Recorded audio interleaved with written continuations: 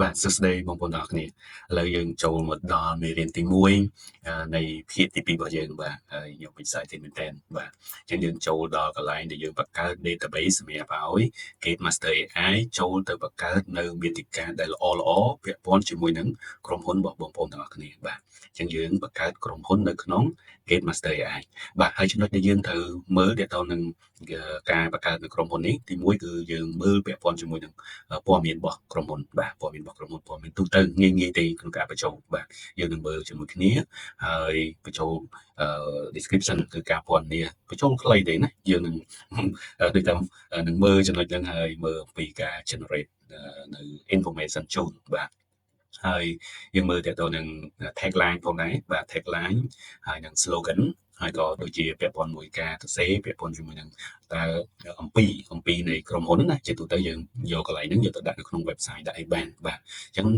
AI នឹងជួយ generate ដែរហើយក៏បងប្អូនទាំងអស់គ្នាក៏អាចធ្វើការកែផងដែរបាទអញ្ចឹងយើង Game Master AI នឹង recommend ប៉ុន្តែបងប្អូនទាំងអស់គ្នាអាចជ្រើសរើសមួយបាទហើយបន្តមកគឺទៅសេទាក់ទងនឹង history ទាក់ទងនឹង founder and management team យើងមើលទៅលើ vision and mission ជាទូទៅបងប្អូនទាំងអស់គ្នាមាន vision mission ហើយអញ្ចឹងពេលដែលបងប្អូនទាំងអស់គ្នាចូលមកកន្លែងនេះ Game Master AI ក៏ generate ជូនដែរប៉ុន្តែបើសិនជាវារៀងខុសពីអ្វីដែលបងប្អូនបានកំណត់បងប្អូនអាចបញ្ចូលទាក់ទងនឹង vision mission របស់ខ្លួនឯងបានបាទហើយចំណុចបន្ទាប់ដែលយើងមើលពាក់ព័ន្ធមួយ core value ហើយនឹង target audience បាទហើយនឹងចុងក្រោយទាក់ទងនឹង 3-year goals បាទអញ្ចឹងចំណុចទាំងអស់នេះគឺសំខាន់មែនទែនបាទសម្រាប់បងប្អូនទាំងអស់គ្នាជារួមហើយដោយ like Game Master AI ត្រូវការព័ត៌មានទាំងអស់នេះដើម្បីអាចបង្កើតនៅមាតិកាផ្សេងៗដែលល្អ perfect បាទអញ្ចឹងយើងចូលទៅក្នុង system ទាំងអស់គ្នាបាទហើយយើងចូលមកដល់នៅក្នុង Game Master AI របស់យើងហើយអញ្ចឹងកន្លែងនេះគឺជាកន្លែងដែលយើងឆាតបាទអញ្ចឹងបច្ចេកទេសឆាតបងប្អូនទាំងអស់គ្នាដឹងច្រើនហើយឥឡូវយើងចូលមកកន្លែងដែលយើងត្រូវធ្វើថ្ងៃនេះគឺប៊ូតុងមួយនេះគឺ company បាទយើងចុច company មកអញ្ចឹងបើសិនជាបងប្អូនទាំងអស់គ្នាអត់ទាន់បានបង្កើតអីទេគឺ blank ដូចខ្ញុំអញ្ចឹងបាទ blank ដូចខ្ញុំអញ្ចឹងតែបងប្អូនភាគច្រើនគឺគាត់បានចាប់ផ្ដើមបង្កើតហើយព្រោះនៅពេលដែលគ្រូបង្គោលយើងគាត់បង្ហាញគឺគាត់រុញទៅដល់ក្រុមហ៊ុននឹងតែម្ដងបាទភាគច្រើនគឺចេះបង្កើតធ្លាប់អីចឹងណាអញ្ចឹងវីដេអូនេះគឺបំពេញបន្ថែមបាទបំពេញបន្ថែមអញ្ចឹងដើម្បីបង្កើតក្រុមហ៊ុនបងប្អូនទាំងអស់គ្នាគឺបងប្អូនទាំងអស់គ្នាចុចប៊ូតុងមួយគឺថា add new company បាទ add new company បាទអញ្ចឹងចុច add new company ចឹងមកហើយចំណុចដែលយើងត្រូវបំពេញពាក់ព័ន្ធមួយ company information នេះគឺយើងបំពេញហើយនឹងពាក់ព័ន្ធមួយ description ការពិពណ៌នាទូទៅលើក្រុមហ៊ុនបងប្អូនទាំងអស់គ្នាបាទអូខេខ្ញុំមានជា sample មួយដែលខ្ញុំ brainstorm ដែរជា company នៅក្នុងចិត្តរបស់ខ្ញុំបាទអញ្ចឹងនេះគឺជាក្រុមហ៊ុនដែលនៅក្នុងចិត្តរបស់ខ្ញុំដែលខ្ញុំចង់បង្កើតបាទអញ្ចឹងក្រុមហ៊ុននេះគឺជាក្រុមហ៊ុន Kushmi Online បាទហ្នឹងហើយអញ្ចឹងកន្លែងនេះអាចថាគឺជាក្រុមហ៊ុនដែលបងប្អូនទាំងអស់គ្នាបានបង្កើតហើយឬក៏ក្រុមហ៊ុនដែលបងប្អូនកំពុងតែចង់បង្កើតក៏អាចយកមកដាក់ចូលនៅក្នុងនេះបានដែរបាទអញ្ចឹងយើងគិតថាវាជាក្រុមហ៊ុនដូចតែគ្នាអូខេអញ្ចឹងនៅទីនេះខ្ញុំបំពេញឈ្មោះថាតើឈ្មោះក្រុមហ៊ុនដែលខ្ញុំបង្កើតឬក៏ដែលខ្ញុំកំពុងតែរកស៊ីនឹងឈ្មោះអីយើងដាក់ឈ្មោះពេញមកបាទមាន website អីបើមានដាក់មកបើអត់ទៅបាទហើយកន្លែងនេះគឺជា industry បាទ industry អញ្ចឹង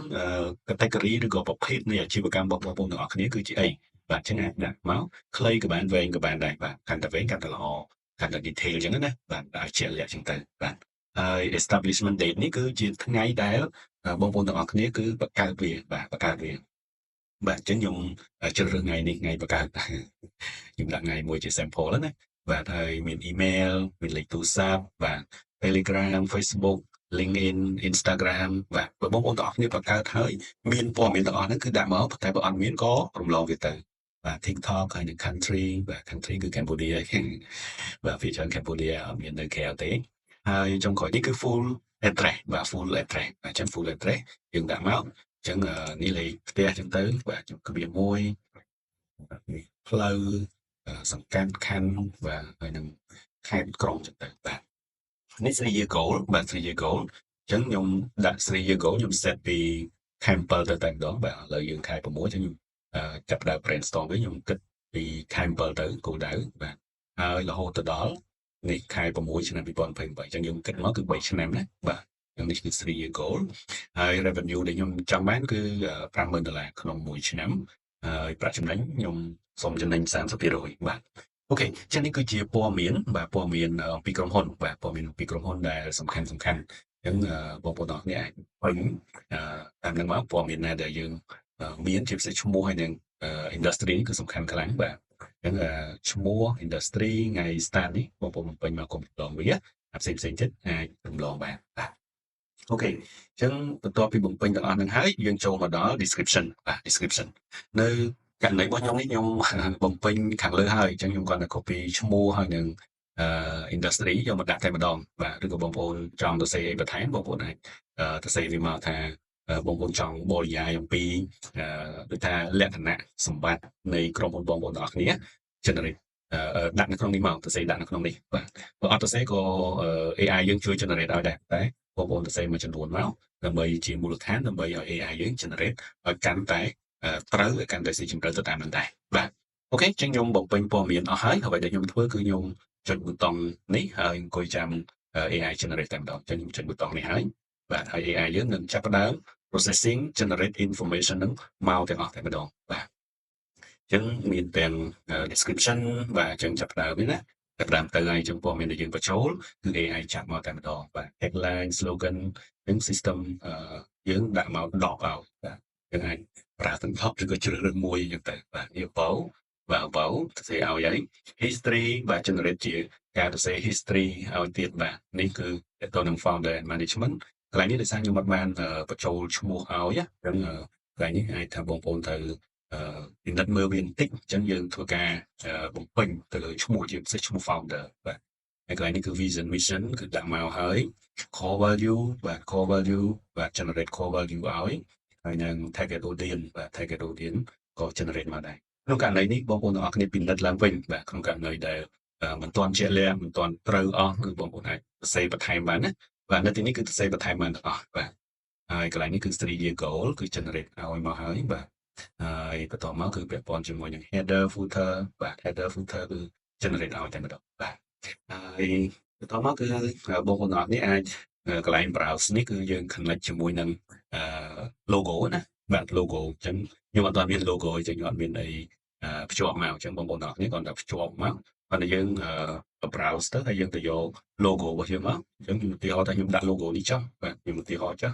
បាទគាត់ connect ប៉ុណ្ណឹងមកគឺតាមនេះបាទតាមនេះអញ្ចឹងអូខេ so far so good អញ្ចឹងចុងក្រោយគឺយើងចុច create បាទអញ្ចឹងកែសម្រួលនៅខាងលើអស់ហើយគឺយើងអាចចុច create បាទឬក៏មិនបាច់តន់កែក៏បានចុច create save វាហើយបាទដោយសារតែពេល generate មកអញ្ចឹងហើយអត់ទាន់ save start ទៅគេអញ្ចឹងយើងចុច create សិនហើយចាំយើងមកកែវាក៏បានអូខេអញ្ចឹងខ្ញុំចុច create មកបាទអញ្ចឹងខ្ញុំចុច create មកគឺបានហើយបើសិនជាខ្ញុំចង់កែប្រែអីគឺខ្ញុំអាចចុចប៊ូតុង edit company នេះបានបាទខ្ញុំចូលមកកែប្រែព័ត៌មានបាទហ្នឹងបងប្អូនទាំងអស់គ្នាព្យាយាម work នៅកន្លែងនេះឲ្យបានដិតដល់បន្តិចបាទឲ្យបានដិតដល់ព្រួយវាជាខួរក្បាលវាជា scenario សម្រាប់ Gate Master AI ធ្វើការងារឲ្យត្រឹមត្រូវល្អវាម្លែងនេះដូចបុគ្គលិកយើងអញ្ចឹងកាលណាបុគ្គលិកស្គាល់ក្រុមហ៊ុនបានច្បាស់បាទគឺការធ្វើការងាររបស់គាត់គឺល្អមែនទែនអញ្ចឹងកន្លែងនេះកន្លែងដែលយើងមកបង្រៀន AI នឹងឲ្យស្គាល់ក្រុមហ៊ុនរបស់បងប្អូនទាំងអស់គ្នាឲ្យច្បាស់បាទអញ្ចឹងបញ្ចូលឲ្យច្បាស់បញ្ចូលឲ្យត្រូវគឺ the best បាទអូខេអញ្ចឹងបើយើងកែហើយយើងអាចចុច save ទៅបាទហើយយើងក៏អាច generate ជា